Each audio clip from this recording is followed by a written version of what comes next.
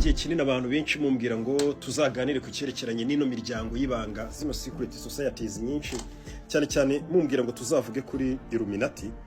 Illuminati ifite ukuntu ibamo abantu ngo b'abanyabwenge cyane ku rwego ruhambaye cyane, kandi bagakorera mu ibanga, mu bwiru, ndetse baracyashyira mu bikorwa imigenzo byitwa ko ari ya migenzo ya kera nyine, ariko ya migenzo itari ya gikristo nimba ariko twabyita, cyangwa se itubashya Imana.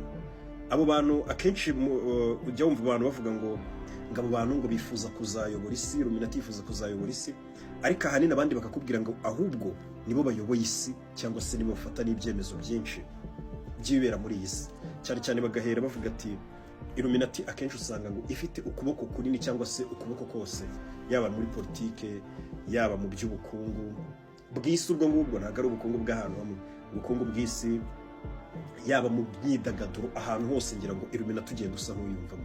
Niyo mpamvu navuze n'uyu munsi reka twinjire kuri uyu muryango w'aba Illuminati, tumenye ni bantu ki, tubyinjiremo byose, tumenye se ibi bintu bavugwaho nibyo, ni bya bintu abantu baba bahimbahimba.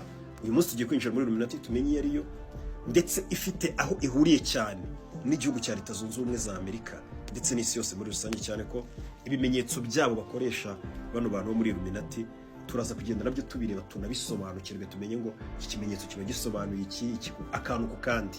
We kora subscribe gusa, akantu kose turagenda tugasobanura kugira ngo tumenye Illuminati ni bantu ki. Ese koko ni abakozi ba Antikristo bari kumutegurira inzira? Turaza no kubihuza na Bibiliya, byose turaza kumenya ibyo ari byo. Ikindi wibuke gukora subscribe kugira ngo ubutaye ikiganiro cy'ubwenge nk'iki kizajya kiza kijye gisanga warahicaye mbere.